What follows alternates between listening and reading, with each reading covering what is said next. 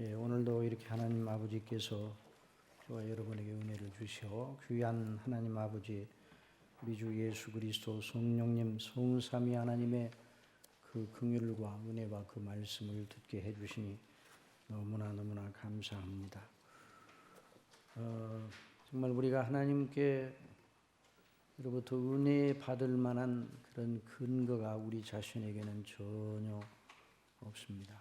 사도 바울이 하나님의 복음의 사역자로 큰 일을 감당했는데 사도 바울을 붙들고 있었던 그 영적인 그 아주 중요한 그 기본, 영성의 기본이라고 할 수 있는데 사도 바울은 언제나 자신을 항상 죄인 중의 괴수로 생각을 했습니다.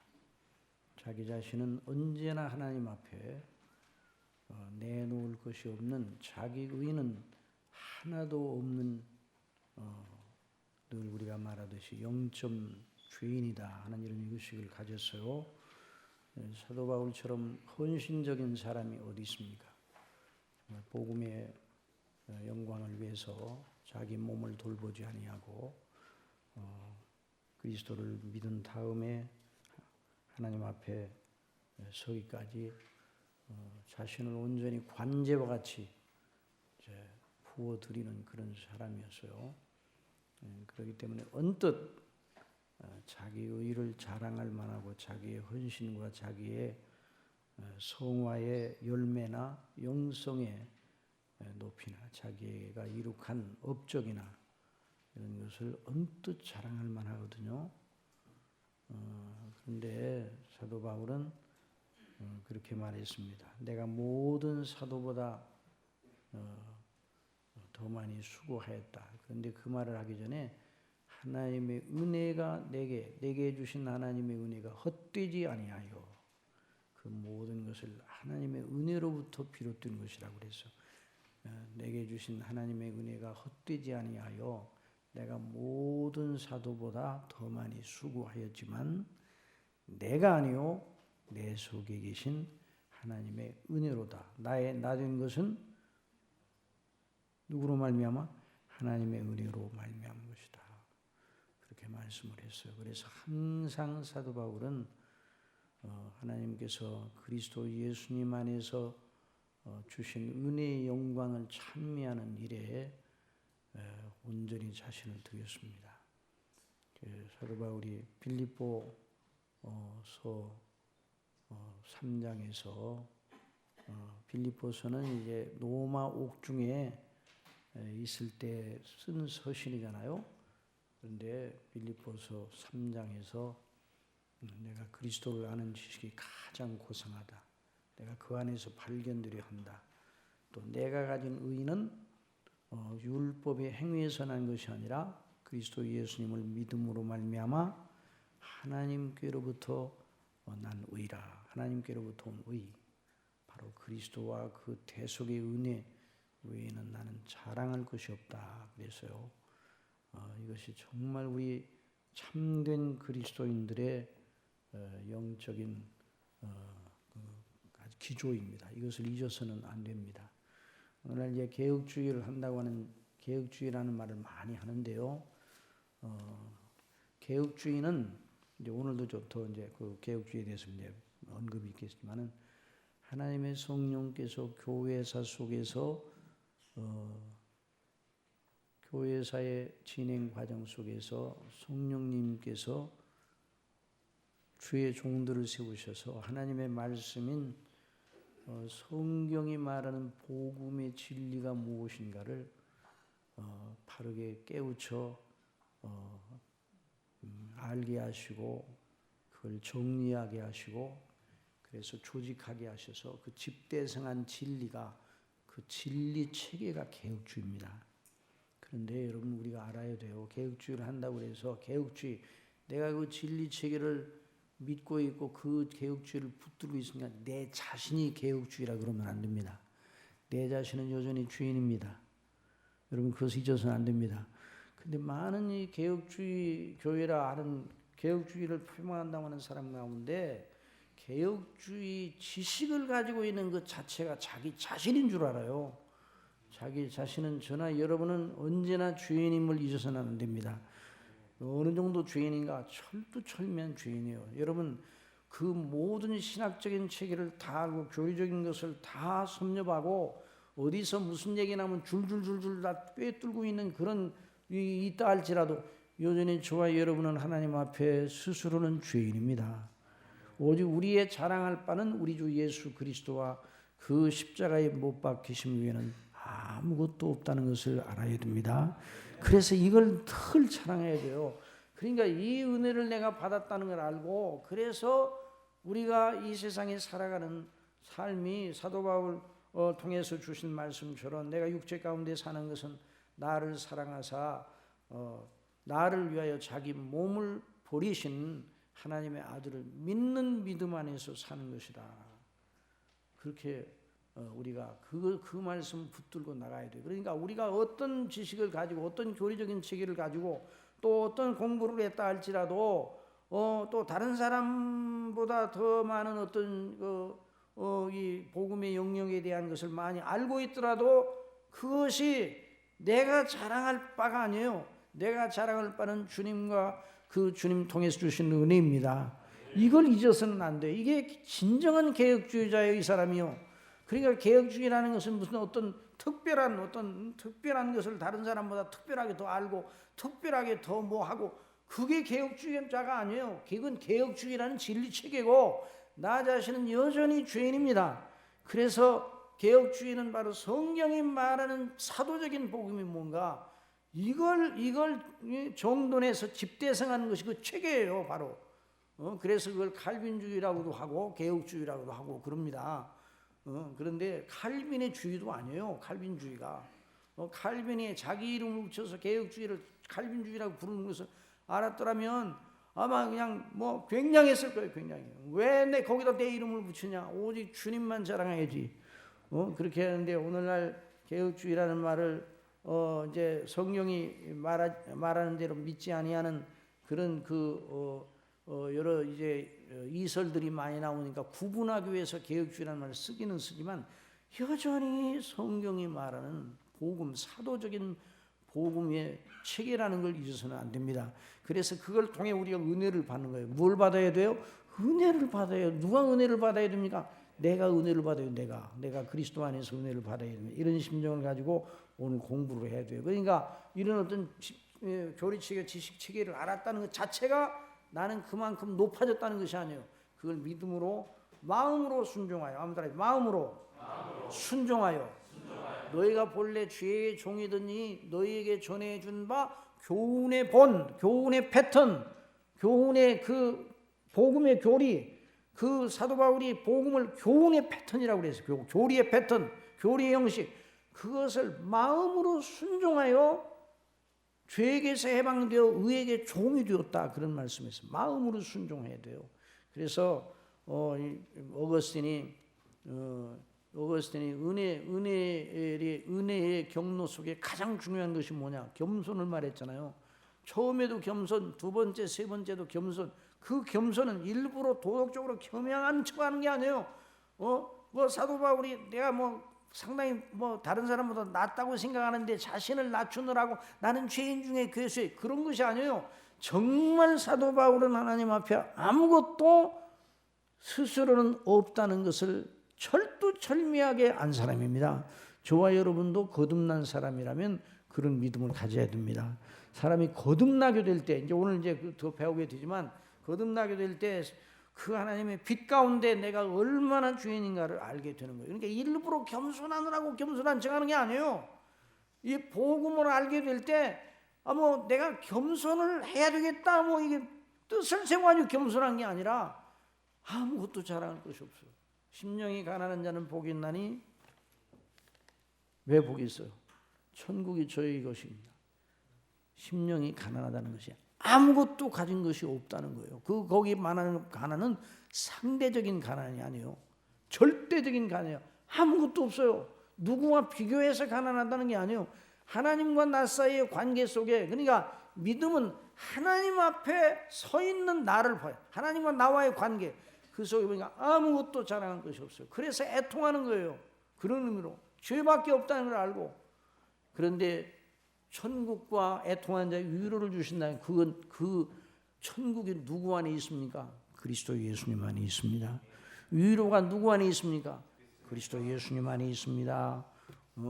그걸 언제나 잊지 마. 온유한 자는 복이 있나니 저가 땅을 기업으로 얻을 것입니다. 땅을 기업으로 얻는다는 게 뭐 땅 준다는 게 얘기가 아니에요. 지난번에 우리 야베스의 기도에서 지경을 넓혀달라, 땅 달라 그런 말로 생각하면 안 된다고 그랬죠. 그러니까 그 하늘의 영적인 그 놀라운 기업, 그것을 그렇게 표현한 거예요. 그러면 그 기업이 누구 안에 있습니까? 그리스도 안에 있어요. 모든 산상 설교에 나오는 팔복에서 말하는 그 복 있는 자의 복된 조건은 그리스도와 그리스도를 통해서 주신 그 놀라우신 하나님의 구원의 은혜입니다. 그걸 우리가 배우는 거예요. 오늘도 그걸 배우는 거예요. 그래서 그걸 잊지 말아야 됩니다. 그래서 오늘 이제 성령님과 구원의 단계에 대해서 공부를 하고자 하는데, 어제 조금 미진된 부분이 있어서 어제 팜플렛 좀 보세요. 자, 그래서 어제 우리가 배웠던 것을 잠깐 복습을 합시다. 자, 우리가 견지해야 될, 그리스도를 아는 지식에 견지해야 될 가장 중요한 두 요소가 뭐라고 했어요? 첫째, 그리스도 그분이 누구시냐. 두 번째, 그분이 무엇을 하셨느냐. 그래서 구속을 완성하셨다는 것을 알았잖아요. 그래서 우리가 어제 이제 공부를 하다가 다 이제 13면 보세요. 혹시 어제 안 가져오신 분, 이거 안 가져오신 분 또 필요한 분이 있으면 손들어 표시하세요. 13면. 네. 자, 거기 보세요. 자, 우리 예수님께서 바로 하나님의 아들, 여러분 창조주께서, 하나님의 아들 창조주께서 사람이 되셔서 말씀이 육신이 되어 우리 가운데 거하셨다고 그랬잖아요. 그분이 우리를 위하여 우리 죄 때문에 죽이심을 당하였다. 이게 보통 일이냐고요. 이걸 생각하면서 그리스도께서 이루신 이 대속의 은혜가 얼마나 절대적인 효력이 있으며 얼마나 완전하고 얼마나 충분한가를 먼저 알아야 돼요. 자, 거기 13면에는 자, 히브리서 9장 11절 다 같이 읽읍시다. 시작. 그리스도께서 장래 좋은 일에 대제사장으로서 손으로 짓지 아니한 곧 이 창조에 속하지 아니한 더 크고 온전한 장막으로 말미암아 염소와 송아지의 피로 아니하고 오직 자기 피로 영원한 속죄를 이루사 단번에 성소에 들어가셨느니라.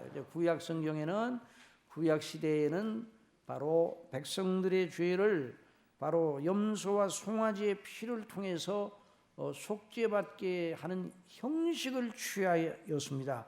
그렇게 하셨어요. 그러나 그 염소와 송아지의 피가 구약 시대의 백성들의 죄를 속하는 효력이 된 것은 아니에요. 그것이 아니라 바로 우리 주 예수 그리스도께서 구약 시대의 백성들의 죄도 지시고 십자가에서 못 박혀 죽으실 걸 내다보게 하는 예표와 모형이었어요. 그러니까 구약 시대 백성들이 제사를 드리면서 계속 누구를 바라봤다고요? 그리스도를 바라봤습니다. 그리스도의 속죄의 제물을 드리면서도 그리스도를 바라보고 그리스도의 피를 내다보게 하셨어요. 그런 믿음. 그래서 아브라함의 믿음의 본질이 어디 있어요? 누구 때 될 것을 보고 즐거워하였다고요? 그리스도 때. 그러니까 그리스도께 나의 때 될 것을 멀리서 보고 즐거워하였느니라 그런 말씀을 했어요. 그래서 구약 성경은 예언적이고 모형적이고 예표적입니다. 완성적이지는 못해요. 구약 시대는.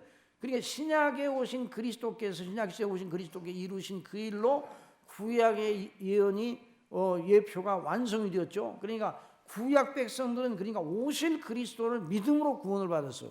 우리는 오신 그리스도를 믿음으로 구원을 받습니다. 누가 더 큰 구원을 받았습니까? 같은 구원이에요. 같은 구원이에요. 그러니까 이제 늘 말씀드리지만 에녹 같은 사람은 아주 고대 아주 에녹은 그 아담의 7세 손이에요. 그러니까 고대 있는데 그 에녹은 365세를 이 세상에서 살았어요. 그런데 죽음을 보지 않고 65세 무드셀라를 낳고 300년 동안 하나님과 동행하였다고 그랬는데 300년 동안 동행했다는 말은 65년 동안은 65세 동안은 동행하지 않았다는 말이에요. 그 말은 무슨 말? 65세까지는 회심하지 않았다는 말이에요. 65세에 하나님의 놀라운 역사가 있어서 불가항적 은혜가 그에게 임해서 그가 그리스도를 믿는 하나님을 경외하는 이런 믿음을 갖게 되어 그때부터 믿음 생활을 시작한 거예요. 그래서 그때 구원을 받은 거예요. 그리고 300년 동안 성화 생활을 힘써서 했단 말이에요. 그런데 나중에 이제 죽음을 보지 않고 옮겨졌다 그러는데 죽음을 죽지 않고 옮겨지는 일, 몸을 입고 있는데 그 죽을 몸을 우리가 입고 있잖아요. 우리 몸 무슨 몸이라고요? 죽을 몸이에요. 무슨 몸이에요? 죽을 몸이에요. 반드시 죽을 몸이에요. 낮은 몸 죽을 몸이에요. 그런데 그 죽을 몸이 죽지 않고 하늘로 옮겨졌어요. 이와 같은 일은 언제 일어나는 일이에요? 언제 이와 같은 일이 믿는 성도들에게 일어납니까? 그렇지. 그리스도께서 재림하실 때 일어나는 일이에요. 그런데 재림하실 때 일어난 일을 아담의 실세의 손 에녹에게 적용이 됐어요. 그게 놀라운 일이죠. 그러니까 하나님의 행사, 하나님의 뜻은요, 하나님이 정하신 뜻은 아직 이루어지지 않았더라도 하나님의 뜻이 정해졌으면 이루어진 것이나 마찬가지예요. 아시겠습니까? 그래서 그리스도의 날에 이루어질 그리스도의 재림, 초림도 아니고 재림 때에 이루어질 그 놀라운 은혜를 미리 적용을 받았어요. 에녹이. 그래서 에녹이 죽지 않고 옮겨졌어요. 그러니까 하나님의 행사가 그러니까 이 구약 시대는 예표적인 거예요. 그러니까 구약 시대는 아직 예수님 오시지 않았는데도 예수님이 오실 걸 내다보고 구원을 받게 하셨어요. 그런데 구약 시대의 그 에녹 같은 사람은 아주 고대인인데 그 사람은 아주 그리스도의 날에 재림 때에 일어날, 아주 우리도 재림을 아주 마치 못했잖아요. 그 재림 때에 일어날 일, 언제 예수님이 오십니까? 오셔요, 안 오셔요? 반드시 오십니다. 근데 언제 오시는가? 저는 알고 있습니다. 언제 오시는가? 아버지께서 정하신 때에 오십니다. 그때가 언제인가 아버지만 아신다고 그랬어요. 아버지만 아신다고. 그래서 이제 그걸 안다고 이제 하고 뭐 날짜를 계산하고 그러면 벌써 틀려 나가는 거예요. 그러니까 이게 장차 좋은 일의 그림자로 오셔서 이제 온전히 염소와 송아지의 피로 아니라 오직 자기 피로 영원한 속죄를 이루사 단번에 성소에 들어가시느니라. 또 읽어봅시다. 시작. 그리스도께서 장래 좋은 일에 대제사장 오사 손으로 짓지 아니한 곧 이 창조에 속하지 않은도 그거 온전한 장막으로 말미암아 염소와 송아지의 피로 아니하고 오직 자기 피로 영원한 속죄를 이루사 단번에 성소에 들어가시느니라. 몇 번 들어가셨다고요? 단번. 단번이라는 말이 매우 중요해요. 단번에 들어가셨다는 말이 무슨 말이에요? 여러 번이 아니라 단번에 들어가시고 그냥 끝내버리셨다는 말이에요. 단번이라는 말은 한번 따라합시다. 완성적이다. 완성적이니까 단번에 들어가. 옛날 제사장들은 단번에 들어갔습니까? 여러 번 들어갔습니까? 그렇죠. 해마다 들어갔어요. 해마다. 근데 그건 완성적이지 못해 미완성적인 거예요. 그 단번이라는 말은 완성적인 거예요. 의롭다 하심을 받은 것도 단번에 받았다 그 말은 완성적이에요. 그것이 막 나중에 또 의롭다함을 받고 나서도 좀 미진되는 게 있어가지고 좀 더 보태져야 된다 그러면 단번이라는 말을 쓸 수가 없어요. 그러니까 영단번에 의롭다 하신 거예요. 영단번에 성소에 들어가 있어요. 영원히 단번에. 그러니까 그 효력이 영원한 거예요. 이것을 말하는 거예요. 자, 염소와 황소의 피와 및 암송아지의 죄로 부정한 자에게 뿌려 그 육체를 정결케 하여 거룩케 하게 된 구약시대에 그 규례 하물며 14절 시작. 하물며 영원하신 성령으로 말미암아 흠없는 자기를 하나님께 드린 그리스도의 피가 어찌 너희 양심으로 죽은 행실에서 깨끗하게 하고 살아계신 하나님을 섬기게 못하게 하느냐. 이를 인하여 그는 새 언약의 중보니 이는 첫 언약 때의 범한 죄를 속하려고 죽으사 부르심을 입은 자로 하여금 영원한 기업의 약속을 얻게 하려 하심이라. 그러니까 어느 누구도 죄를 자기 죄를 속하는 일은 하나님께 자기 죄를 하나님께로부터 용서받는 일은 다른 어떤 것으로도 안 되는 거예요. 그리스도의 피로만 됩니다. 그리스도의 피로서만. 그러니까 지난번에 말씀드린 것지만 어제도 말씀드린 것지만 어떤 잘못을 했다고 다른 선행을 하면 그 잘못한 것이 이렇게 애꺼지는 게 아니에요. 잘못한 게 상쇄되는 게 아니에요. 이건 아주 이단이 이단. 이게 캐톨릭의 보석교리가 이게 얼마나 이단적인 동방사상이죠. 동방사상. 이 잘못된 이단 사상, 종교 이런 인간주의적인 종교 사상에서 종교성에서 온 거예요. 그러니까 그리스도의 피로 말미암아서만 그리스도께서 죽으신 그 효력 때문에 우리가 죄 용서를 받는 겁니다. 그래서 이 놀라운 이 사실 그리스도의 대속의 완전성, 충분성을 광포한 사건이 무엇인가? 정말 예수님이 죽으신 죽으심이 그와 같은 효력을 가진다는 것을 광포한 그 놀라운 역사적인 사실이 무엇이라고요? 그게 뭐예요? 부활이 부활. 부활은 광포요. 부활은 아주 디클레어, 아주 선포, 완전히 선포. 왜 부활은 아주 광포예요. 뭘 광포했는가? 예수님이 죽으신 죽으심이 완전한 대속의 죽으심이었고 모든 백성들의 죄를 다 속한 죽으심이었다 이 말이에요. 그러니까 하나님께서 그 모든 걸 다 그 피를 받으셔서 흡족하게 여기셨어요. 만족하게 여기셨음을 벌써 우리 예수님께서 다 이루었다는 말씀 속에서 그게 다 들어있는데 부활을 통해서 온전히 그 사실을 광포하셨어요. 예? 그래서 로마서 1장에 있는 말씀을 보면 그는 다윗의 혈통에서 나셨고 육신은 다윗의 혈통으로 나셨고 성결의 영으로는 죽은 자 가운데 부활하여 하나님의 아들로 어떻게 해요? 하나님의 아들로 선포되셨도다. 그래서 인정되셨다 그랬는데 인정된다는 말이 그때부터 인정된다는 말이 아니라 공포되고 선포되셨다 이 말이에요. 부활로 말미암아 그리스도의 완전한 충분함, 구속의 완전함과 충분함을 선포하신 성자와 성부와 성령님의 선포, 그게 바로 부활이에요. 부활은 이제 성부께서 부활을 통해 선포하셨고 성자께서도 그 부활을 통해 당신이 하나님의 아들이심을 드러내셨어요.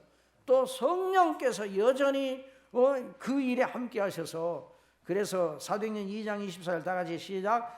하나님께서 사망의 고통을 풀어 살리셨으니 이는 그가 사망에게 매여 있을 수 없었습니다. 더 이상 예수님이 자기 죄 때문에 만약에 죽으셨다면 부활은 있을 수가 없어요. 그런데 예수님이 대속의 죽으심을 당하셨어요. 그래서 그 피를 하나님께서 받으셔서 자 요한복음 20장 1절 다 같이 시작. 안식 후 전날 이른 아침이 어두울 때 막달라 마리아가 무덤에 와서 무덤에서 옮겨간 것을 보고 시몬 베드로와 예수의 사랑하시던 그 다른 제자에게 달려가서 말하되 사람이 주를 무덤에서 가져다가 어디 두었는지 우리가 알지 못하겠다 하니 베드로와 그 다른 제자가 나가서 무덤으로 갈새 둘이 같이 다름질하더니 그 다른 제자가 베드로보다 더 빨리 달아가서 먼저 무덤에 이르러 구풀에 쇠마포 놓인 것을 보았으나 들어가지는 아니하였더니 시몬 베드로도 따라와서 무덤에 들어가 보니 쇠마포가 놓였고 또 머리를 쌌던 수건은 쇠마포와 함께 놓이지 않고 딴 곳에 개켜 있더라. 그때야 무덤에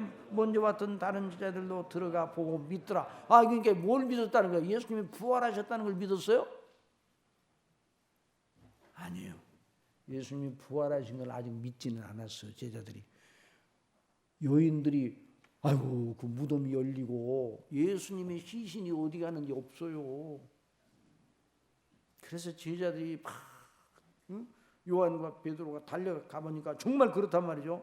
그래서 자 20장 9절 다 같이 보세요. 시작. 저희는 성경에 그가 죽은 자 가운데 다시 살아나야 하리라 하신 말씀을 알지 못하더라. 믿지 않았다는 말이죠. 천사들이 가로되 여자여 어찌하여 우느냐 가로되 사람이 내 주를 가져다가 어디 두었는지 내가 알지 못함이냐. 그러니까 내 주의 시신을 가져다가 어디 두었는지 내가 알지 못합니다. 울고 있었어. 그 말을 하고 돌이켜 누구의 서신 것을 예수님의 서신 것을 보니 예수님의 서신 것을 보니 예수신 줄을 알지 못하더라 그랬어요. 예수님은 어디에 계시 이 제자들의 의식 속에는 예수님 어디에 계세요? 예수님이 나타나셨더라도 어디에 계세요? 의식 속에는 죽은 자 가운데 계시는 거예요. 이제 이 무덤을 확인했으니까 베드로와 요한이 어디를 가야 돼요? 이제 그 다음에는 무덤에 그 예수님의 이 시신이 없다. 그러면 어떻게 예수님을 찾으러 댕겨야 될 거 아니에요. 만약에 부활하셨다는 걸 믿었다 그러면 그런데 이 사람들은 어디로 돌아가냐? 집으로 돌아가더라 그랬어요. 집으로 돌아가더라. 응? 집으로 돌아갔다 그래. 집으로. 그래서 이제 다른 복음서에 보면 그러니까 우리 예수님께서 이제 마리아에게 나타나셨어요.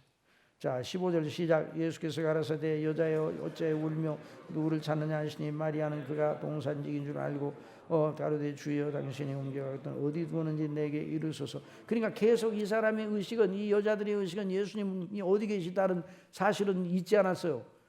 죽은 자 가운데 계시다는 그 죽은 자 가운데 바운다리 속에 예수님을 가둬놓고 계속 있는 거예요. 그러니까 저나 여러분도 예수님을 죽은 자 가운데 바운다리 속에다 넣어놓고 일상적인 생활 속에서 믿음이 있다고 그러면서 그럴 때가 너무나 많단 말이죠. 예수님은 살아계십니다. 그 사실을 잊지 말아야 돼요.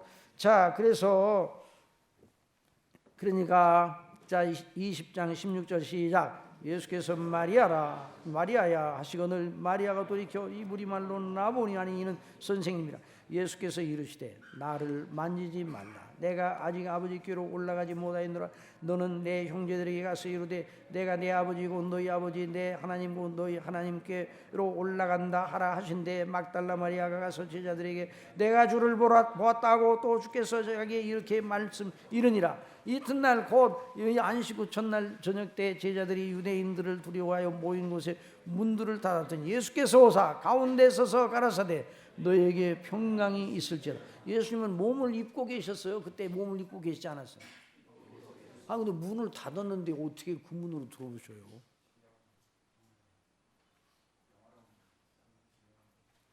예수님 몸을 입고 계셨죠.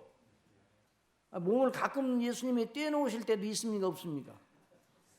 지금은 몸을 입고 계시 안 입고 계세요? 그런데 예수님 몸을 입고 계신데 어떻게 문으로 들어오시냐고요. 영화로운 몸, 따라서 영화로운 몸, 신령한 몸이에요. 그러나 실제 몸이에요. 실제 영광의 몸이에요. 이걸 잊지 말아야 돼요. 예수님은 지금 하나님이십니까? 사람이십니까?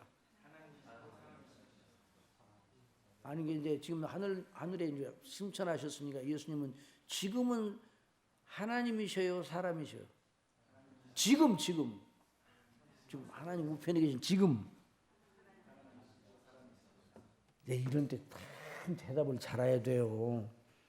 지금은 하나님이시다라고 대답하고 싶지요. 그렇게 대답하면 안 되는 거예요. 지금도 하나님이시고 지금도 사람이십니다. 아시겠습니까? 왜 대답이 적어져요 이렇게. 예수님은 성자 예수님은 지금도 사람이시란 말이에요. 아시겠어요? 지금도 사람이셔요. 예수님이 승천하실 때 몸을 입고 승천하셨습니까? 영으로 승천하셨습니까? 그런데 왜 그렇게 안 믿으세요? 몸을 입고 승천하시다가 구름 속에 들어가셔서 몸을 다 흩어져 버리셨어요? 그렇지 않잖아요. 오실 때도 몸을 입고 오십니까? 그냥 오십니까? 몸을 입고. 그래서 영광의 몸의 형체와 같이 변치 하시리라 그랬잖아요. 그날 예수님이 오실 때 모든 성도들이 몸이 그렇게 변화되고 또 죽었던 사람들이 영화로운 몸이 있게 되잖아요. 예수님의 형상을 본받아. 그러니 얼마나 놀라운 일이에요. 자, 다 같이 읽읍시다. 시작. 이 말씀을 하시고 시작. 이 말씀을 하시고 손과 옆구리를 보이신 제자들이 주를 보고 기뻐하더라. 예수께서 또 가라사대 너희에게 평강이 있을지어다. 아버지께서 나를 보내신 같이 나도 너희를 보내노라. 이 말씀을 하시고 저희를 향하여 숨을 내쉬며 가라사대 성령을 받으라. 성령, 오늘 이제 성령님에 대해서 공부를 하게 되는. 너희가 누이 죄든지 사하면 사하여질 것이요 누이 죄든지 그대로 두면 그대로 쓰리라 하시니라. 계속 읽으세요. 12 제자 중에 하나인 디두므로 하는 도마는 예수 오셨을 때 함께 있지 아니하고 어디가 있었어요? 몰라요. 그러니까 이 제자들이 함께 있을 때 함께 있어야 되는데 어디 가서 볼일을 봤는지 몰라요. 그러니까 나중에 이제 회복은 되기는 되는데 늦게 회복이 됐어요. 그러니까 꼭 있어야 할 자리에 빠지면 안 된단 말이에요.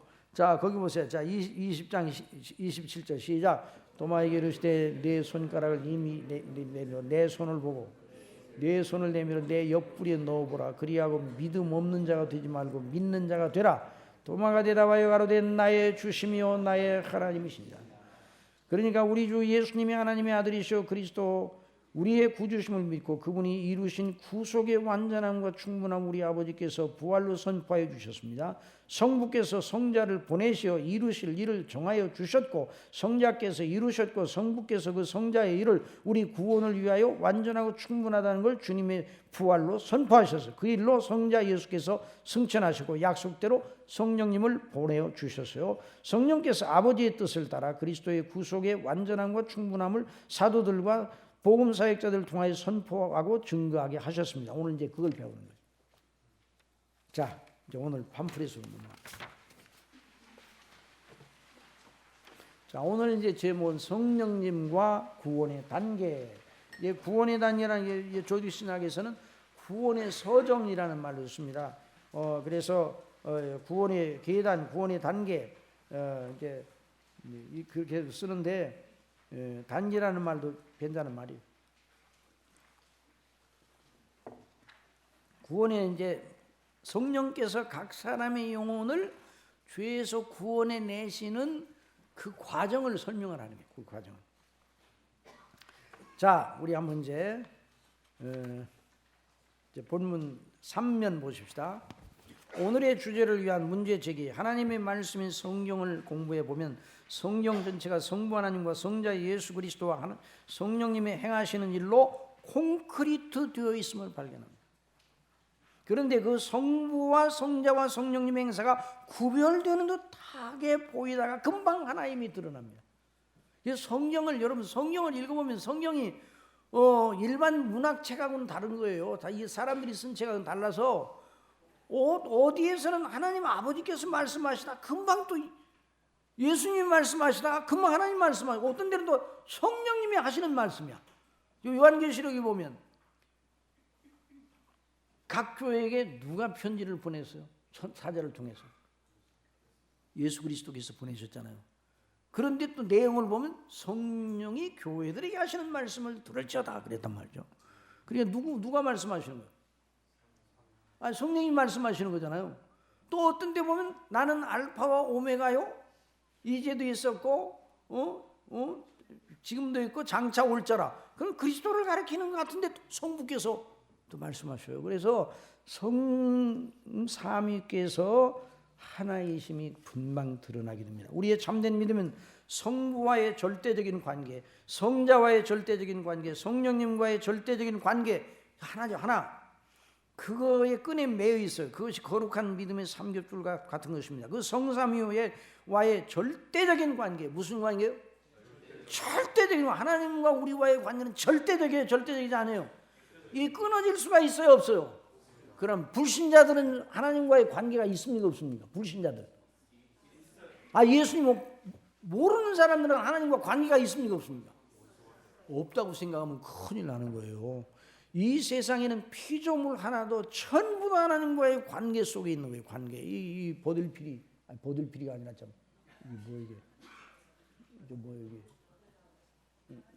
이게 버들강아지. 이것도 하나님과 관계 속에 있는 거예요. 그래서 만물을 충만케 하시는 자라고 그랬어요. 이걸 누가 만드셨어요?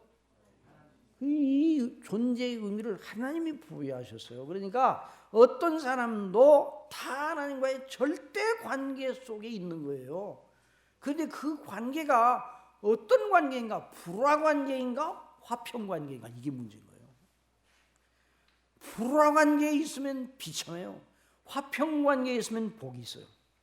그래서 이걸 언제나 잊지 마세요. 자, 그러니까 믿음의 확신이라는 말은 단순한 종교적 정서의 발로가 아니라 성경에 입각하는 성삼위 하나님의 영광과 우리 구원을 위하신 그 성삼위 하나님의 행사와 그에 대한 우리의 관계를 아는 지식에 기반을 두고 있어요. 그래서 무너지지 않은 그것이 바로 무너지지 아니한 견고한 성체요 요새요 반석입니다. 그러니까 시편 기자가 시편 기자가 노래하는 것은 문학적인 수사가 아니에요.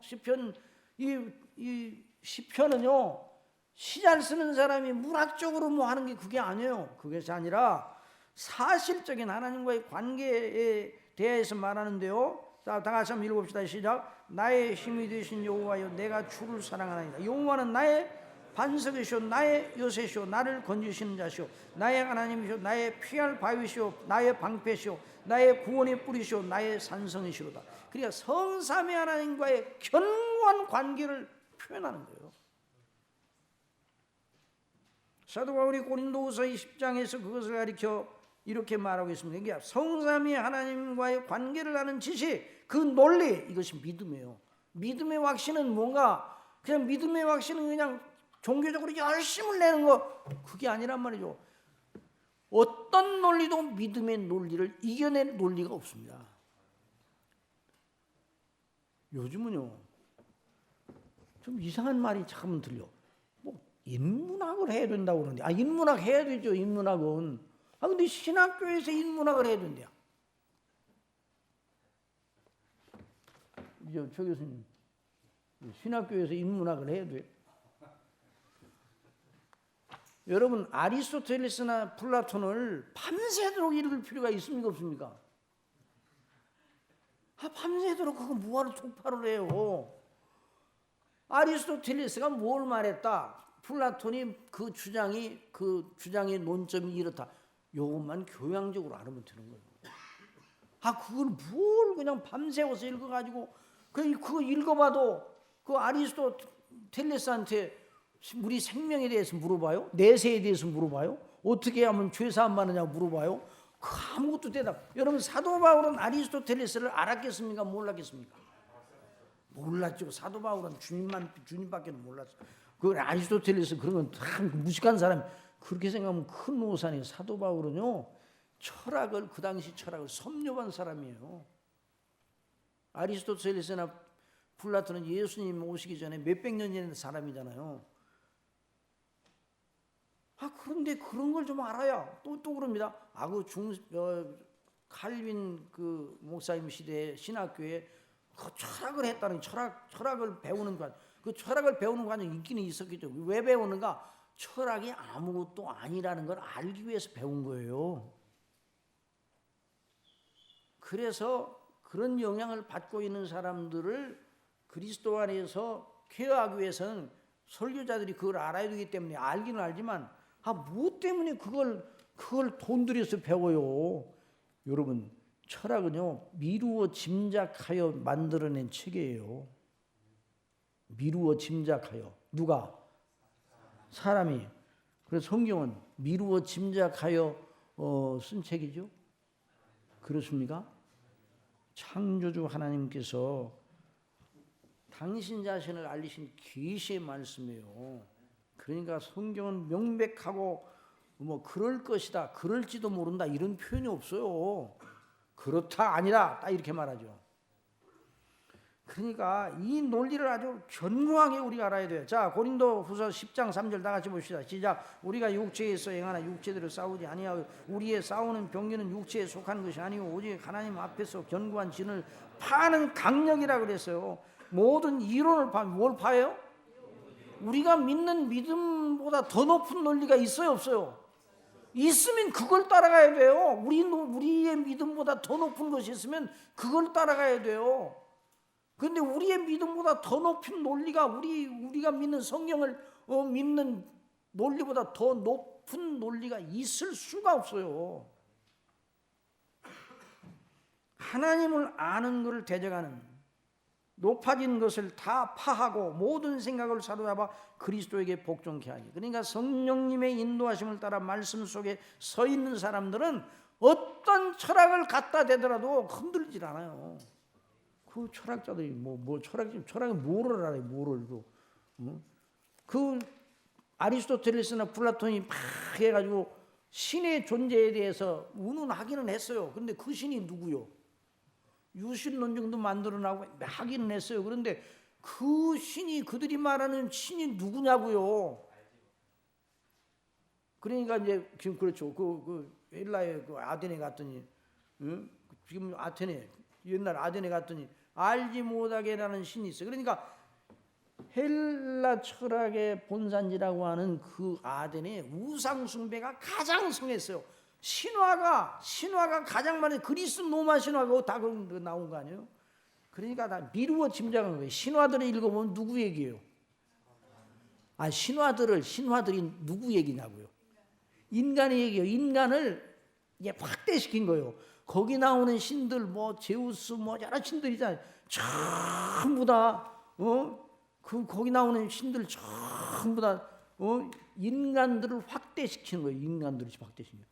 만약에 그런 것이 신이라면 아이고 하나님은 그런 하나님이 아니에요. 그러니까 이걸 분명히 하나님이 누구시냐를 분명히 알아야 돼요. 웨스트민스터 신앙고백 제2장에서 하나님과 성삼위일체를 다루는데 제1조항과 제3조항을 참조해 봅시다.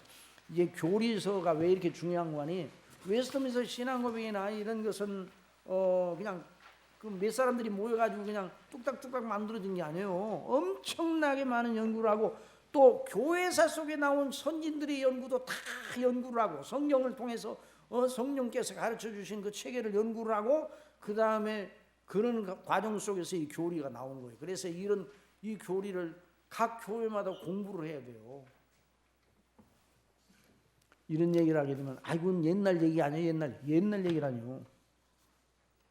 여러분 각 분야의 학문도요 지금까지 역사적으로 그 분야의 학문에 집대성된 그 분야의 지식 체계를 공부해야 그 분야에 대한 바른 인식을 갖게 되는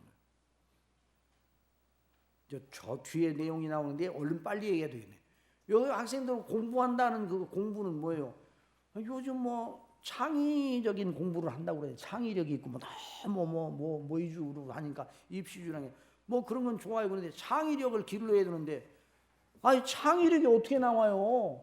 먼저 역사 속에서 그 각 분야별로 학문에 집대성된 그 진리의 체계가 있잖아요.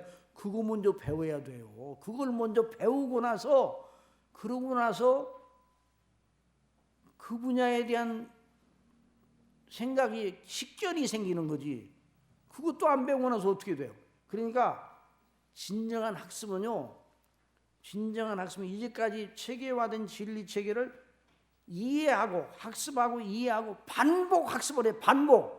그리고 암기도 해야 돼. 암기. 요즘 뭐 학교에서 암기를 아주 아무것도 아닌 것처럼 생각하는데 암기해야 돼. 암기가 중요한 거예요. 중요한 건 외워야 됩니다. 아시겠습니까? 그 암기가 필요 없는 게 아니에요. 그리고 많은 반복 학습을 통해서 모방도 해야 돼. 모방도. 그래야 거기서 창의력이 나오니 그런 거 하나도 없이 창의력이면 아무것도 아니야. 아무것도. 무슨 혁신 무슨 혁신에 뭐가 있어 혁신이. 그러니까 신앙을 공부한다 그러면 지금까지 교회사 속에서 집대성된 진리 체계를 연구한다는 거예요. 오늘 21세기에 우리가 살고 있잖아요. 21세기에 살고 있는 우리는 어느 시대에 하나님께 주신 은혜를 받아야 돼? 성경은 어느 시대에 되었어요? 1세기 때 1세기 이전에 된 책 아니에요. 그걸 공부하는 거예요. 1세기 이전에 된 이 하나님의 말씀, 이 기록된 말씀이 무엇을 말하고 있느냐를 교회사를 통해서 계속 디베이트를 하고 토론을 하고 영적인 싸움을 하고 치열한 논쟁 속에서 성경이 말하는 것이 무엇인가 이게 집대성이 된 거예요. 그게 진리의 맥이 거기서 생긴 거예요. 그걸 배워야 되는 거예요. 그러니까 신학교에서 그걸 안 가르치면 큰일 나는 거예요.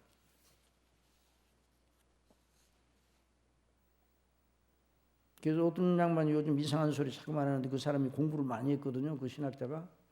근데 왜 그 양반이 빗나갔는가 복음에. 무슨 공부를 하는 거니? 종교개혁과 청교도와 그 라인 있잖아요. 그 공부를 안 했어요. 그 책을 안 읽었어. 그 책을 안 읽으면요 안 되는 거예요. 우리가 견지할 신학은요 종교개혁 시대와 청교도 시대에 거의 다 집대성이 됐어요. 그걸 배워야 돼요. 자, 그러니까 웨스민스터 신앙고백이 그렇게 중요한 거예요. 중요하죠. 그러니까 하도 얘기도 많이 들어서 거기 한번 읽어보세요. 자, 그럼 봅시다. 시작. 오직 참되시고 유일하신 하나님이 계시나니 그 존재가 무한하시며 완전하시다. 그분은 가장 순전한 눈에 보이지 않으시는 영이시요 몸이나 신체의 어떤 부분이나 다른 것을 의존할 수동적 성질을 갖지 않으시고 불변하시며 무한하시며 영원하시며 피조물이 도저히 이해할 수 없는 불개분한. 여기 이제 제가 이게 가로 쓴 건 제가 번역을 했는데 우리 이제 최 교수님도 번역을 했는데 피조물이 도저히 이해할 수 없는 불가하얀 분이세요. 여러분 하나님을 우리가 이해할 수 있습니까 없습니까? 없어요. 언제만 하나님을 알 수가 있습니까? 하나님 자신이 누구신가를 계시하는 바운다리 속에서만 하나님이 누군가를 알아요. 옛날 그 이조 시대에 지밀상궁 있잖아요. 지밀상궁. 임금님 그냥 침소를 늘 살피고 이게 지밀상궁이에요. 그 지밀상궁은 임금님의 정책도 다 알고 있죠? 알아요, 몰라요? 몰라요. 천사들은 하나님 모시고 있습니까? 하나님에 대한 것을 다 모조리 알고 있죠? 몰라요. 천사들도 몰라요. 천사들도 하나님께서 알게 하시는 부분만큼만 아는 거예요. 그러니까 이런 하나님이에요. 그런데 철학이 어떻게 그 하나님을 알아요? 철학자들이 어떻게 그 하나님을 상상해내요? 있을 수가 없는 거예요. 그런데 뭐 인문학을 해야 된다고 신학교에서 아이고 그냥 말 정신 나간 사람들이요. 아이고 정말. 아이고 참말로. 자, 그분은 전지전능하시고 완전히 지혜로우시며 그거 읽어보세요. 시작. 거룩하시며 아무에게도 구애받지 않은 절대자. 그는 불변하고 완전히 의로운 자신의 뜻을 따라 자신의 영광을 위해서만 뭐만 일하신다고요? 하나님의 영광만을 위해서 일하시는 분이에요. 그러니까 하나님 욕심쟁이라고 그러면 안 돼요. 하나님은 하나님의 영광만을 위해서 일하시니까 하나님이 하시는 일이 참된 거예요. 하나님이 참되신 분이죠. 완전하신 분이죠. 그러니까 그분만 기준해서 일하시니까 참되신 거예요.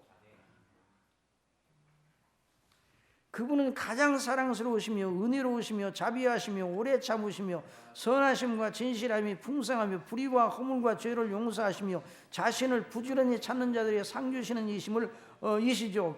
그러면서도 그분은 의롭고 가공할 판단자로 심판자죠. 죄를 미워하시며 죄 있는 자들을 결단코 그냥 넘겨버리지 않으십니다.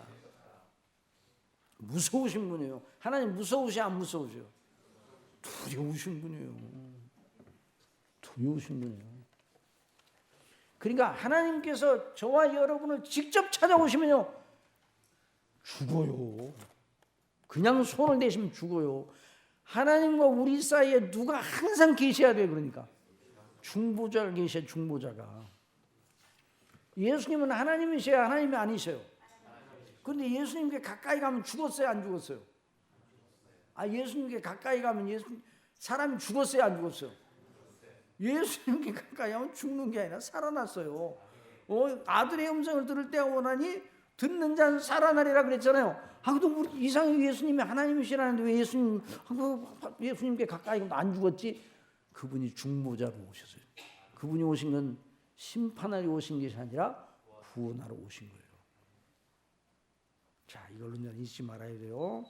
자, 그 다음에 성부 하나님과 성자 하나님과 성령 하나님과의 세 관계대 사망 시작. 성부 하나님과 성자 하나님과 성령 하나님의 세 위가 하나님의 한 신성 안에 연합하여 계시며 본체와 권능과 영원성이 동등하십니다. 하나님 몇 분이세요? 그런데 위는 셋이다. 이거 어려워요, 쉬워요? 저도 어려워요. 저도 어려워도 그냥 받아들이세요. 아시겠어요? 어려운 것은 못 받아들이겠다 그러면 안 돼요. 믿음으로 받아들이세요. 이걸 갖다 인간적으로 설명을 아주 빠삭하게 하는 사람이 있다면 그 사람은 위험천만한 사람이에요. 아시겠어요? 위험천만한 사람이에요. 그러니까 그래서 이제 이 진술을, 이 신앙 고백을 작성하기 위해서 그 웨스트민스터 신앙 고백을 작성하던 그 신학자들과 목회자들과 평신도 대표들이 얼마나 이걸 작성하면 이 문장을 만들기 위해서 고심을 했겠어요. 척박한 문장을 쓰려고. 그래서 보세요. 성부께서는 어느 누구에게 속하거나 속하여 계시거나 누구에게서 나시거나 나오지 않으시고 성자께서는 영원히 하나님께서 발생하신 분이에요. 어려운 말이에요? 쉬운 말이에요? 저도 어려워요.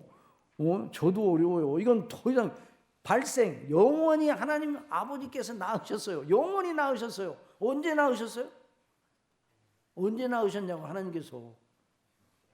그 언제를 따지기 시작하면 곤란해요. 언제 낳으시니까 그러니까 이제 그 주어도 이 동사도 영원전에 낳으셨다. was be 같은 이렇게만 하지 않고 그 밑에 영어를 보세요. 영어를. 참 그러니까 이 대목 보세요. The Son is eternally. 이제 발음은 좀 그렇다 생각하고. Son is eternally begotten. is begatten이라고 해서 영원히 존재하셔요. 우리 예수님 성자께서는 언제부터 존재하세요? 영원히 존재하셔요. 안 존재하실 때가 있었어요, 없었어요? 아니, 안 존재하실 때도 있었던 거 아니에요? 아버지께 나오시기 전에. 그렇게 말하면 큰일 나요. 그럼 이걸 어떻게 이해하는가? 그냥 받아들여요. 그냥 그렇게. 참말로 어려워요. 저도 어려워요. 자, 보세요. 그러니까 성부께서는 어느 누구에게 속하지 아니하고 누구로부터 나시지도 않고 프로시딩이라는 말을 발출이라고 그랬죠. 그렇게 하죠. 그 조직신학에서. 아이고, 나 발출이라는 말 되게 힘들어요. 그 말을 일반 원어에서 써요? 일반 원어들이 발출한다고 그러냐고요. 일반 원어들은 안 쓰잖아요. 이 신학적 용어예요. 그러니까 신학자들이 이거 만들기 위해서 굉장히 고심해서 우리나라 이 용어를 만들기. 그러니까 아버지께로부터 나시고 아버지께로부터 나오셨다는 그 말인데 참 어려운 말이에요. 박형민 박사님 말. 저도 처음 배울 때 되게 어려웠어요. 되게. 그다음에 성령께서는 어떻게 해요?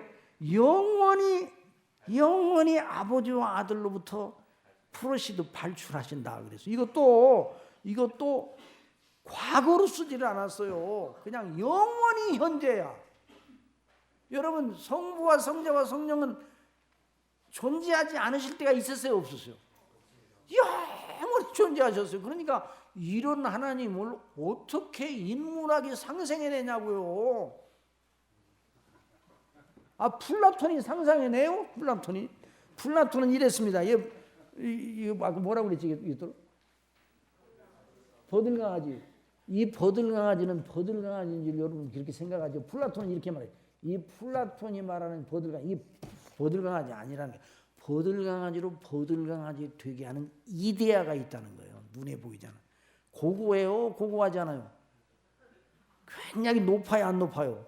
눈에 보이지 않은 이데아가 있어. 이 버들강아지로 버들강아지 되게 하는 이데아가 있다. 나타난 것은 이데아가 아니라는 거예요. 나타나지 않은 눈에 보이지 않은 뭐가 있다는 거예요. 대단히 아주 고상해 보이죠. 고상해 보이는 게 아니라요. 자기도 무슨 말 하는지 모르는 거예요.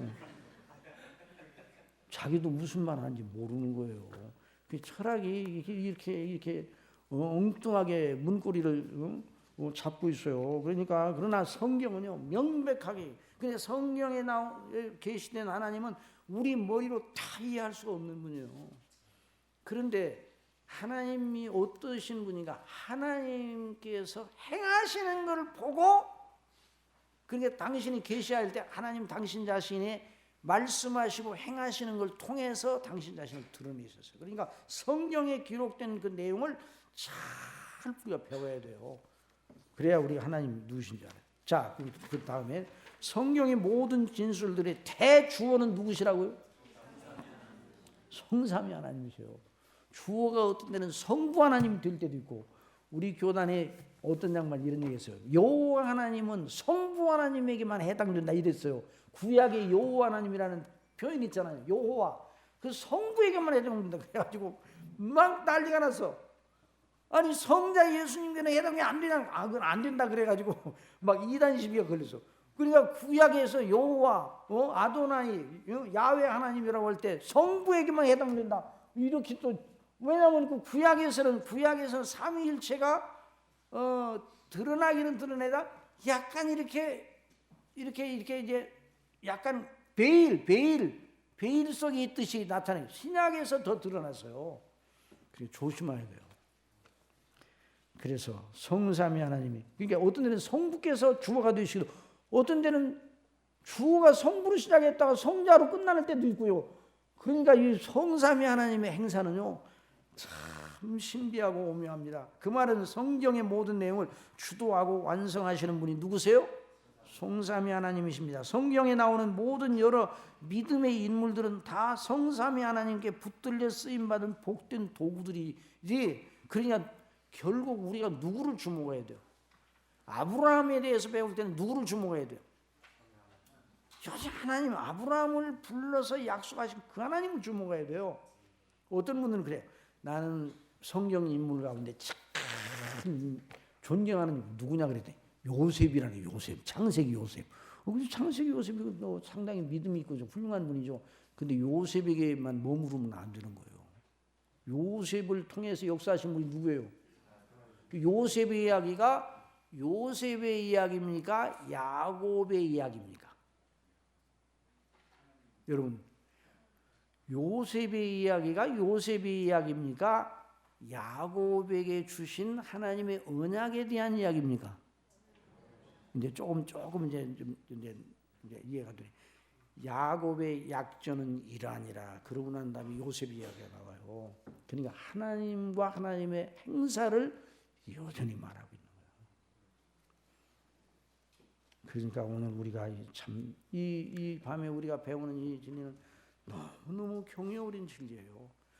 이런 우리 아버지께서 저와 여러분을 지으신 아버지께서 저와 여러분을 위해서 독생자 예수 그리스도를 통해서 죄에서 구속하시고 성령님으로 말미암아 그 구속의 은혜를 우리에게 적용하셔서 멸망하지 않고 영생을 얻게 하셔서 영원한 아버지의 나라의 백성으로 영원히 살게 하시다니, 영화롭게 하시다니, 이 놀라운 은혜를 지금 우리 배우고 있는 거예요. 참 너무너무 놀라운 일이에요. 너무 놀라운. 그러니까 거듭 100번이고 1000번이고 더 말해야 되지만 어떤 일로 우리 마음이 우울하고 침체되고 그러거든 얼른 우리 마음이 침체되고 얼른 누구를 생각하라고요?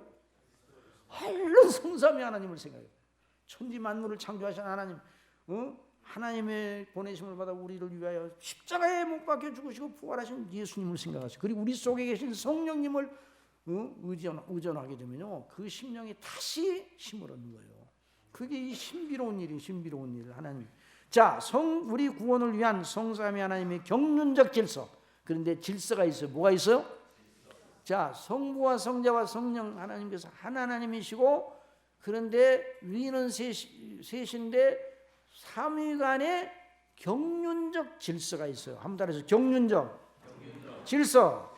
경륜이라는 건 뭔가요? 뜻을 이루어 나가는, 포부를 이루어 나가는 일을 경륜이라고 그래요. 경륜. 예를 들어 이제 집을 짓는다 그러면 설계를 하고 다 지어 나가잖아요. 이 과정을 이제 그 집을 지어 나가는 과정이 이제 하나의 큰 목적을 가지고 지어 나가는 과정이 있듯이 하나님이 정하신 목적을 이루어 나가시는 하나님의 행사의 과정 전체를 경륜이라고 그러는데, 성삼위께서 하나가 되셔 이 일을 감당하시되 독특하게 구별하시고 서로 경륜적 질서를 따라서 그 일을 이행하신단 말이죠. 그 어떻게 하는가? 성경에 나와 있어요. 어디에 나와 있다고요? 성경에 나와 있는 거예요. 성경에. 자, 그래서 거기 한번 읽어보세요. 시작. 성부께서 당신 자신의 영광과 그 사랑하시는 백성들의 영원한 복락을 위하여 창세전에 예정하시고 뜻대로 일하신다. 성부께서 일하셔야 하는, 안 일하셔요? 일하셔요. 성자께 일하셔야 안 하셔요? 성령께서 일하셔야 안 하셔요?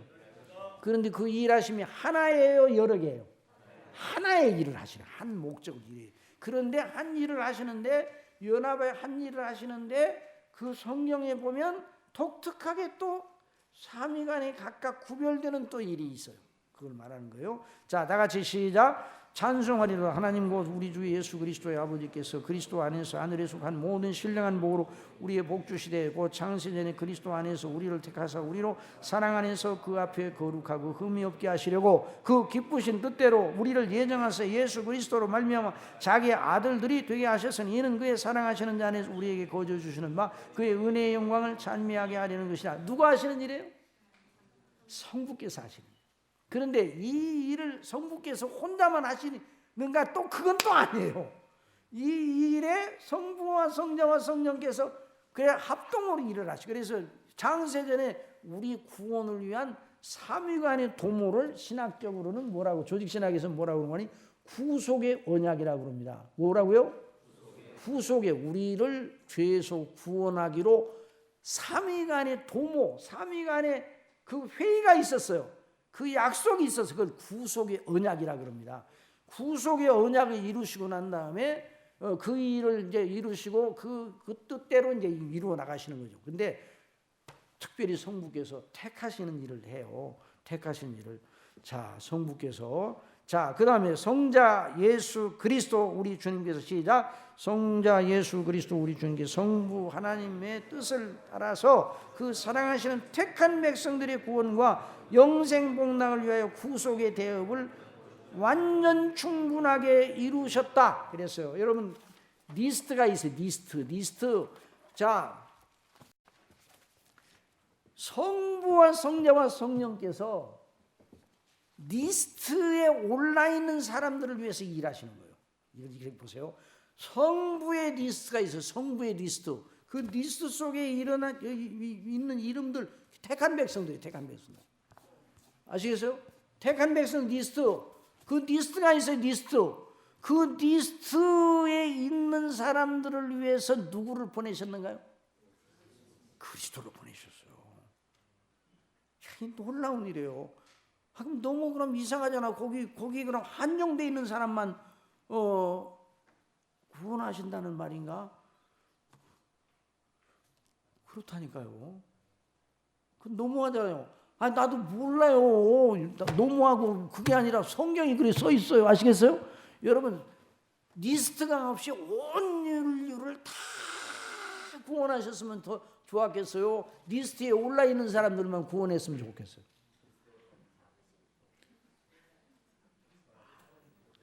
다 구원했으면 좋았겠다는 생각이 들죠? 여러분은 하나님보다 펑 너그러우시네요. 얼마나 여러분이 너그럽고 관대하네요. 그래가지고 이제 그걸 가지고 밤새도록 싸우는 사람이 있어. 그 사람 얘기하는 가만히 들으면 그 사람이 구주 같아. 온 세상 사람들 구원하려고. 하나님의 성경에 그렇게 써 있으면 그대로 믿어야 돼요. 아시겠어요? 잘 모르겠어요.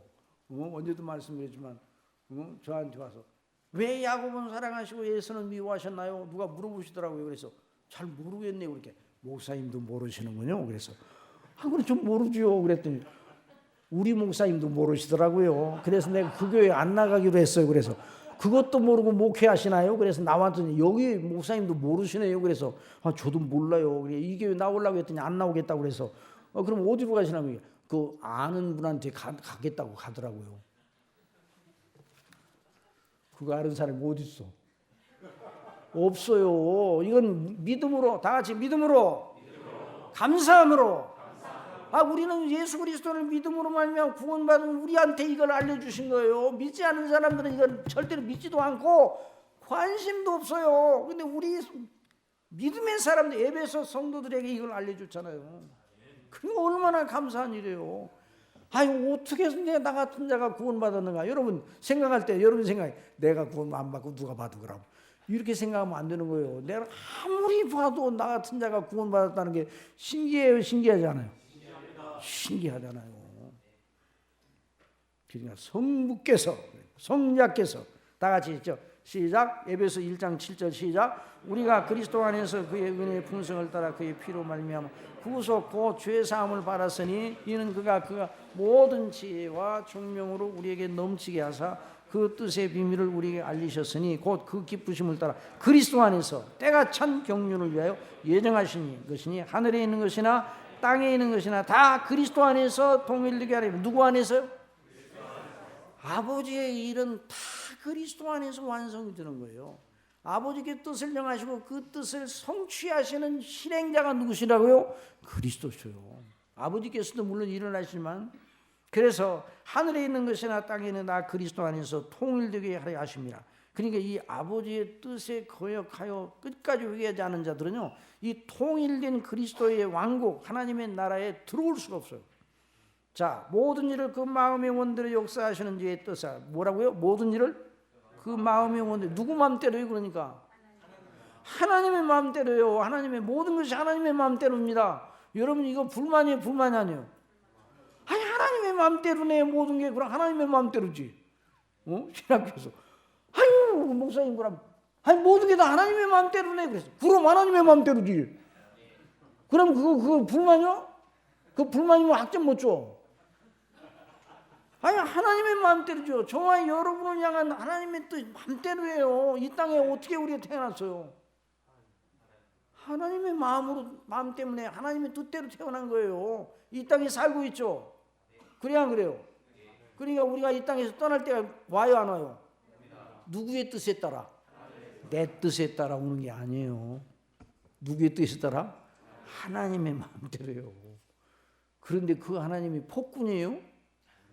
아니란 말이죠.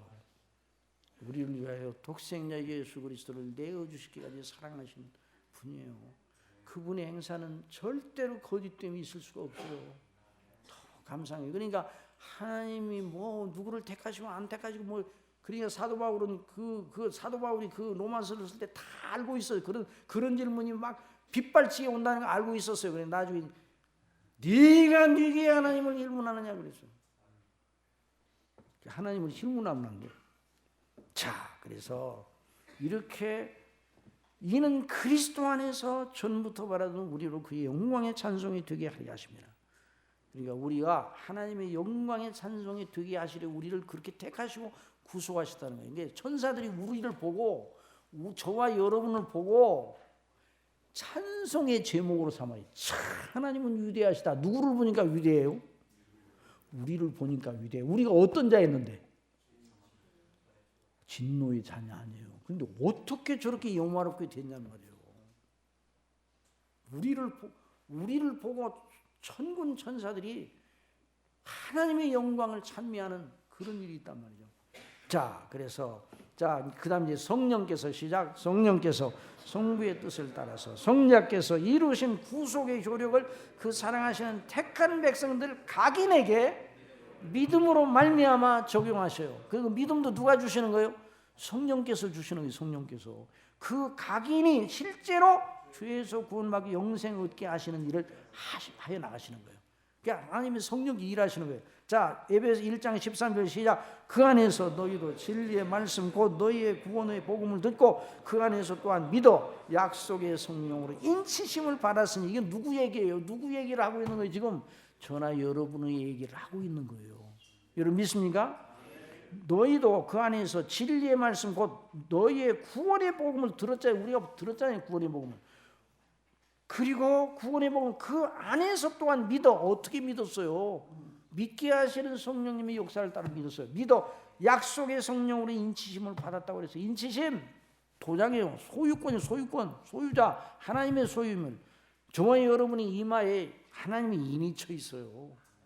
여러분 한번 옆에 사람 봐요. 인 쳐 있는 거 안 쳐 있는 거. 안 쳐 있으면 가짜요. 그런 인이 아니에요. 아시겠어요? 그런 인이 아니라 이마에 인을 쳤다는 그 말은 무슨 말인가? 이마에 인을 쳤다는 말은 그 생각과 마음과 사상 속에 하나님의 자녀의 인이 들어있어요. 그 생각과 마음과 사상 속에 하나님과 우리 주 예수 그리스도의 태속의 은혜의 영광에 감사하는 마음이 있어요. 무슨 뭘 하더라도 늘 그리스도를 생각하고 아버지께 영광을, 그 아버지와 그리스도 성령님 성삼위 하나님을 우리는 살도 잊을 수가 없어요. 영원히 잊을 수가 없어요.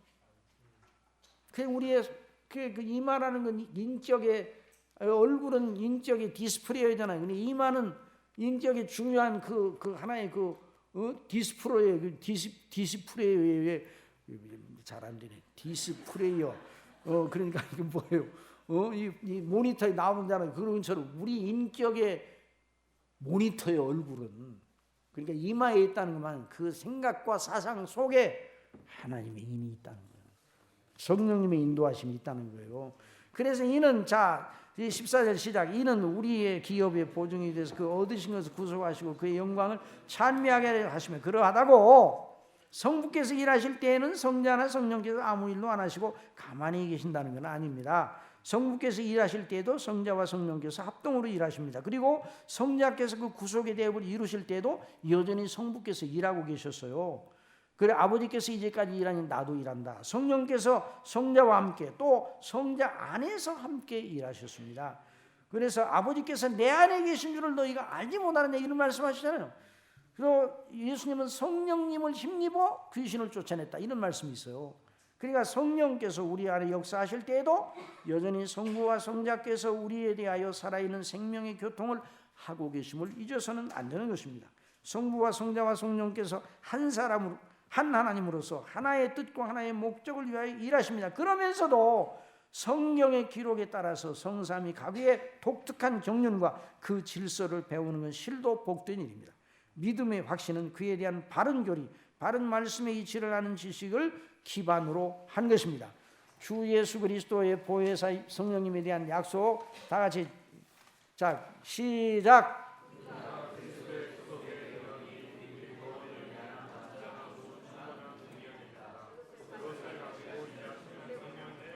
이게 성령님이 누구 걸 가지고 일하셔요? 예수님은 누구 걸 가지고 일하셨어요? 그리고 아버지는 당신의 일을 누구에게 맡기셨어요? 성자 예수 그리스도께, 그리고 성령께. 그래서 그냥 성삼위 간의 이런 아름다운 조화와 연합을 이루셨어요. 다 같이 시작.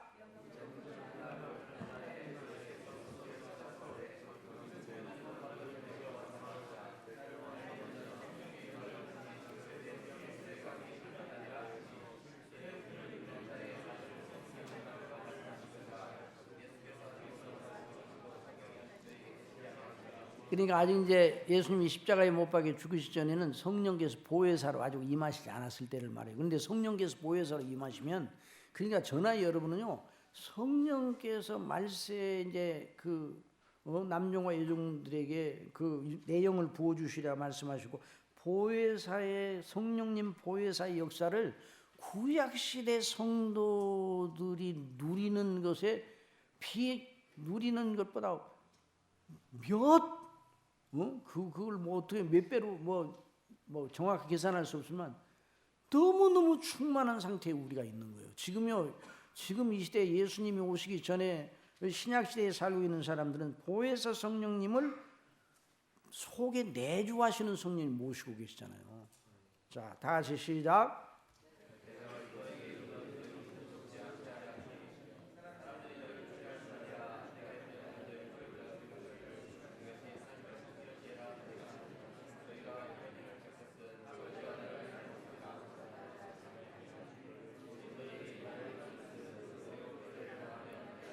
처음부터 이 말을 하지 않고 내가 너희와 함께 있었습니다. 그러니까 예수님이 보혜사의 보혜사가 아니에요. 보혜사시죠, 보혜사. 너희와 함께 너희와 함께 있었습니다 그랬잖아요. 그러나 예수님이 이제 떠나신단 말이에요. 다 같이 5절 시작. 지금 내가 나를 보내신 이게로 가는데 너희 중에서 나들 어디로 가느냐 묻는 자가 없고, 도리어 내가 이 말을 하므로 너희 마음에 근심이 가득. 그러나 내가 너에게 실상을 말하노니 내가 떠나가는 것이 너에게 유익이라. 내가 떠나가지 아니하면 보혜사가 너에게로 오시지 아니할 것이고, 가면 내가 그를 너에게로 보내니 그가 와서 죄에 대하여 의에 대하여 심판에 대하여 세상을 책망하시니. 자, 이거 한번 여쭤봅시다. 제자들이 예수님과 함께 있을 때 믿음이 더 좋았습니까? 예수님이 하늘로 올라가시고 성령님이 오셨을 때가 믿음이 더 좋았습니까? 그거 봐요. 그게 하나님의 방식이에요. 그게 하나님의 방식이에요. 자, 죄에 대하여, 그러니까 성령님이 오셔서 성령님의 역사로 죄와 의와 심판에 대한 각성을 안 해주시면 아무도 바르게 예수님을 믿을 자가 없어요. 자, 죄에 대하여 여러분 다 같이 시작.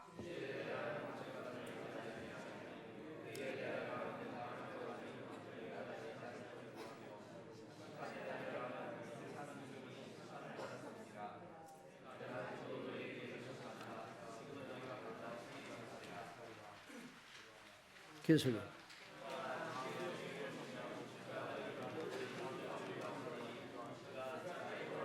자, 여기 자의로 말하지 않는다는 건 성령님이 혼자 독단적으로 말하지 아니하신다는 그 말씀이에요. 그러니까 누구 뜻대로 말씀하시는, 아버지와 아들의 뜻대로.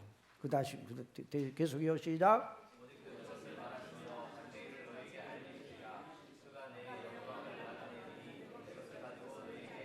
그러니까 예수님의 구속의 효력, 그 영광을 가지고 나타내시는 분이 성령님이세요. 자, 시작. 무릇 아버지께는 다 내 것이라.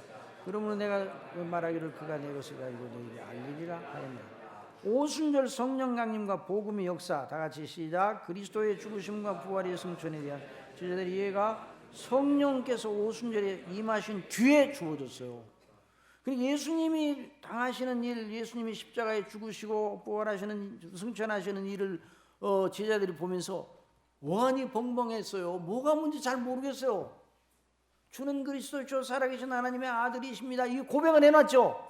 그 고백은 해놨는데, 아니 왜 하나님의 아들이신지 죽으시는지, 죽으셔도 그냥 처참하게 죽으셨어요. 그리고 또 살아나셨어요. 그리고 또 계시지 않고 또 하늘로 올라가셨어요. 그러니까 제자들이 이게 되어지는 이 1년에 이 예수님께 일어난 일들이 너무너무 충격이에요. 그러니까 예수님이 그리스도시요 하나님의 아들이신 것만은 틀림없기는 한데, 이게 도대체 뭔가. 그러니까 그런 상태에서 예수님을 가서 증거하라 그러면 증거할 수 있어요, 없어요? 없어요. 오한이 벙벙해서 다 이게 뒤죽박죽 됐어. 뒤죽박죽. 그러나 누가 오실 때, 성령님이 오실 때 그 예수님께 일어난 일들이 1년으로 정돈이 됐어요. 구약 성령의 예언과 그리스도에게 일어난 그 일이 일치가 된다는 걸 알고, 구약의 약속이 그대로 이루어졌다는 걸 유기적으로 알게 돼. 유기적으로. 따라서 유기적으로 알았다는 건 하나로 알았다는 거예요. 제가 언제 말씀드렸죠. 우리 집에서 이제 밥통이 고장 나는데, 그 예에서 오는 사람이 왔는데 와서 고치는데 이렇게 고치더래요. 밥통 뚜껑을 열으니까 밥통 뚜껑 밑에 열으면 복잡해요, 안 복잡해요? 우리가 볼 때 복잡해요, 안 복잡해요? 복잡해요. 그런데 이 사람은 요렇게 몇 번 그러더니 여기가 문제 있구만 그래. 금방 찾아내가지고 고치더라는 거예요. 그래서 어떻게 그렇게 복잡한데 금방 찾니? 그 기사가 뭐라고 그래? 우리는 하나로 보여요. 그러더라고요. 우리는 몇 개로 보여? 우리는 몇 개로 보여? 하나가 뭐예요? 그 칩들이 몇 수백 개가 보니까 뭐가 뭔지를 전 모르잖아요, 우리는. 근데 그 기사는요, 뭐 기계로 이렇게 하면 하나로 다 보이는 거예요. 유기적이라는 말이 그런 뜻이에요. 하나로 보이는 거예요. 아시겠어요? 하나로 예수님께 일어난 예수님의 탄생으로부터 생애와 죽으심과 부활과 승천과 하나님 우편에 계심과 다시 오심에 대한 그 일이 구약 성경과 어떻게 연관이 되고, 그것이 그러니까 하나로 보이죠. 하나로. 그러니까 그때부터 증거를 하기 시작했어요. 그러니까 어디서부터 증거해도, 어떤 성경을 들고 증거해도 그리스도를 증거하게 됐어요. 아시겠습니까? 이게 권능이에요. 이 권능을 누가 주셨다고요? 성령께서 주셨어요. 자, 여러분 불을 만약에 불을 다 끄게 되면 어떻게 돼요? 껌껌하죠? 그럼 그런 상태로 나가라 그러면 어떻게 돼요? 많이 다쳐요. 불을 탁 켜면 어떻게 해요? 한눈에 보여요. 아시겠어요? 이와 같은 신령한 역사가 성령님으로 말미암아 일어난 겁니다. 그러니까 우리가 예수님 믿는 것이 이런 조명을 받고 믿는 거예요. 이게 대단한 게 대단한 거예요. 그러니까 그런 사람들이 여러분 저나 여러분 저에게 플라톤이 감동이 되겠어요, 안 되겠어요? 플라톤이 감동이 되는 게 너무 같잖아요. 너무 같잖아. 아리스토텔레스가 너무 같잖아요. 칸트, 아이고 칸트 너무 같잖아요. 너무 같잖아요. 아 이거 아무것도 아니요. 제가 저나 여러분이 마찬가지 보고만 하게 되면 옛날에 이렇게 두꺼운 책들을 그 논리를 따라서 하는데 대단한 책처럼 보여. 나중에 성령을 믿고 복음을 알고 성령님의 감동하심을 받고 그리스도 안에 있는 대속의 은혜의 비밀을 알고 나서 그 책을 보더니 그 쓰레기통에다 집어던질 거예요.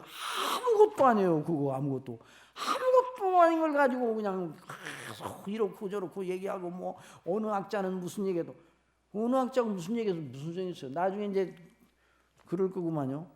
내가 당신 책을 읽고 그대로 있는 줄 알았다가 내가 여기 지옥에 왔다고 그러니까 거기서 그 사람도 저자도 지옥에 가 있어. 그 저자가 뭐라고 했어? 나도 그런 줄 알았지. 그럴 거 아니에요. 책임 안 져요. 책임 안 져. 그걸 알아야 돼. 그러니까 이 성령님의 인도하심을 받으면요, 이 성령을 믿게 되면 다른 모든 인간적인 그 이설들이 다 잠재워지는 거예요. 그러니까 믿음으로 어떤 경우에도 담대하게 나갈 수가 있는 거예요. 그러니까 그리스도인 밖에는 인생을 아는 자가 없어요. 여러분 누가 여러분에게 인생을 묻는 자가 인생에 대해서 말하라고 하면 뭐라고 여러분 대답하겠어요? 저는 잘 모릅니다. 인생에 대해서. 그렇게 하면 안 돼요. 베드로전서 3장 15절에 누가 너희 속에 있는 소망에 관한 이유를 묻는 자들에게 대답할 것을 담대히 대답할 것을 준비하고 있으라고 그랬어요. 아시겠어요? 아니 준비 안 하고 있을 리가 있어. 우리 예수님 아니 누구든지 예수님 믿으려고 전도를 하는데 그걸 물어보면 그냥 너무너무 좋잖아요. 그런데 또 요즘은 또 어떤 양반들은 가르쳐 준다고 해도 싫다고 도망가네. 아이고 우리 성도들은 그렇게 안 해서 너무 감사해요. 저는 그래서 감사하게 생각을 해요. 우리 중심교회가. 왜냐하면 여기 와서 이렇게 밤에 와가지고 배워라. 그러면 나와서 1시간이 끝나는 것도 아니고 물론 10시 정에는 오늘도 다 끝나요. 그 2시간 동안 앉아서 꼬박 알고 너무 감사합니다. 예, 하나님의 은혜가 아니면 이런 일이 불가능한 거예요. 그래서 성령께서 오실 때 자 1장 8절 거기 보세요. 시작. 오직 성령이 너희에게 임하시면 너희가 권능을 받고 예루살렘과 온 유대와 사마리아와 땅 끝까지 이르는 내 증인이 되리라 하시니라. 자 2장 1절 시작. 오순절 날이 이미 임해 저희가 다 한 곳에 모였더니 호련히 하늘로부터 급하고 강한 바람 소리 같은 소리가 있어 저희 앉은 온 집에 가득하며 불의 혀같이 갈라지는 것이 저희에게 보여 각 사람에게 오늘날도 이와 같은 오순절에 이 불의 혀같이 갈라지는 것이 막 성령님이 임할 때 역사할 때 이런 현상이 오늘날 있을 수 있습니까? 없습니까? 오늘날도 정말 필요하다면 하나님이 주시겠죠? 그러겠어요? 안 그러겠어요? 그런 일은 없어요. 더 이상. 아시겠어요? 대답을 안 하시네. 오순절에 불의 혀같이 갈라지는 것이 보이고 막 앉아있는데 막 바람이 센 바람이 불고 막 그런 현상이 있겠느냐. 앞으로도 가끔 있을 수 있어요? 없어요. 그건 기대도 하지 마세요. 아시겠어요? 제가 처음 예수님 믿는데 그런 체험에 대해서 많이 어떤 양반은 기도하다가 다 문을 닫았는데 막 바람이 불어오더라는 거야. 그래서 저도 그런 일이 일어나는가 해도 그거 안 주시더라고요. 지금 왔더니 엉터리에 그 은사주의 접촉을 제가 초창기 은사주의에 잠깐 접촉을 했었어요. 그런데 그 세계가 뭔가를 그래서 알았지. 하여튼 또 어떤 사람도 만나를 봤대요. 만나를. 이거 만나를 왜 그 만나를 봐요. 만나를. 그런 거 없는 거. 이게 이 오순절에 나타나는 이 현상은 절대로 한 번밖에 없는 거예요. 아시겠어요? 이건 하나님의 오순절 성령 강림을 보여주는 현상. 이거 현상과 아무것 더불어 계시적인 사건이었죠. 이 계시적인 사건이 가끔 진행되는 게 아니에요. 어떤 분은 또 그럽니다. 성경이 써 있잖아요. 성경이 써 있지. 성경이 써 있는데도 안 믿어요? 목사님은 그러죠. 아니, 뭐를 안 믿어요? 오늘날도 일어날 수 있다고 믿어야 되잖아요. 성경이 써 있지만 거기 앞으로도 계속 일어난다고 거기 써 있어요? 안 써 있을 뿐만 아니라 그런 일은 없어요. 그런 일은. 자, 2장 4절 다 같이 시작. 다 성령의 충만함을 받고 성령이 말하게 하심을 따라 다른 방언으로 말하기를 시작. 요 대목이 읽을 때 방언만 생각하는 사람이 있어. 요 대목이 읽을 때 다른 방언으로 방언만 생각하는 사람이 있어. 이 방언만 생각하라고 이 대목이 있는 게 아니에요. 더 중요한 건 성령의 충만함을 받고 성령의 말하게 하심을 따라, 이게 내용이 중요해요. 성령께서 말씀하게 한 내용을 증거했다는 말이에요. 그때 이제 방언의 여러 언어를 할 수 있는 능력을 사도들에게 주셨어요. 자, 그래서 이제 바벨 탑에서 혼란된 그 언어가 그래서 이제 복음이 모든 온 백성에게 땅 끝까지 이른 내 증인들이라 말씀하셨으니까, 자, 그 다음에 이제 11절 다 같이 시작. 그레데인과 아라비인이라 우리가 다 우리의 방언으로 하나님의 큰 일을 말함을 듣는다 하고 다 놀라며 의학하여 서로 가로되 이 어떤 일인가 하며 또 어떤 이들은 조롱하며 가로되 저희가 새술이 취하였다 하였더라. 자, 다 같이 시작.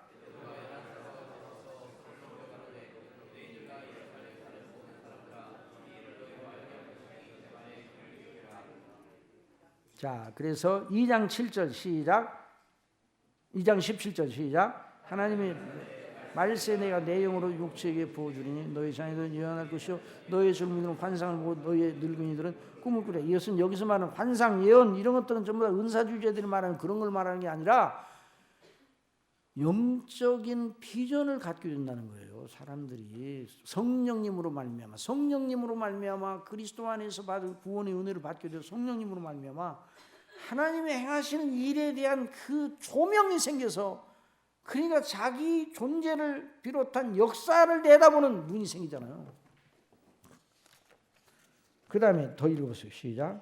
그때 내가 내 영으로 내 남종들 여종들에 부어주리니 저희가 예언할 것이요 내가 위로 하늘에서는 기사와 아래로 땅에서는 징조를 베푸니 곧 피와 불과 연기로. 이건 어느 때의 일이에요?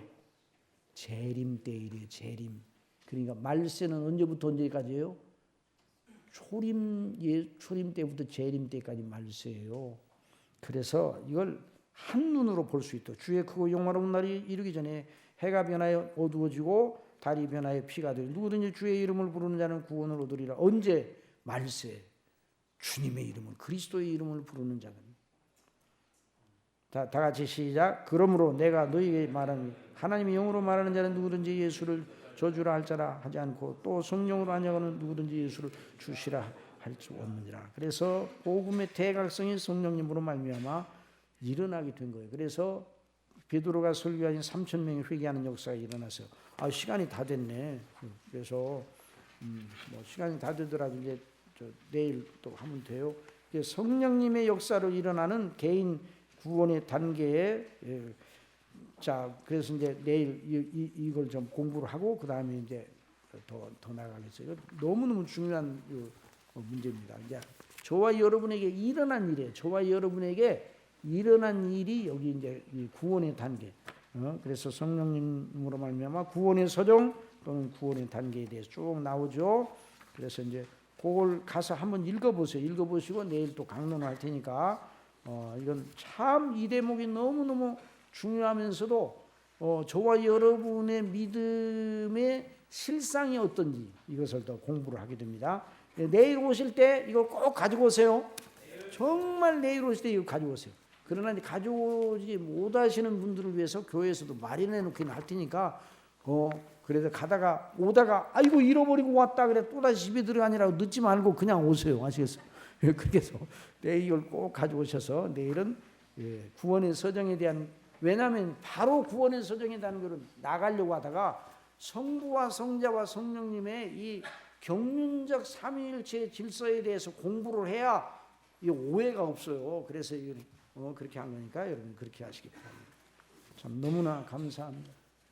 저나 여러분이 정말 참말로 복받은 사람들이에요. 하나님의 은혜로 이걸 생각하면서 우리 하나님 앞에 함께 기도하십시다.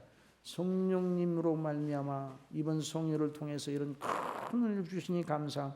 또 우리 주 예수님 안에서 아버지께서 어떻게 우리를 사랑하셨고 어떻게 구원해내셨고 어떤 영화로운 자로 하나님께서 세우리 하시는지 이미 그 뜻이 확정되었는데 그 뜻의 영광이 무엇인가를 오늘도 배우게 하시고 내일도 모레도 계속 배워 충만한 상태에 이르게 해주시기 바랍니다. 다 같이 기도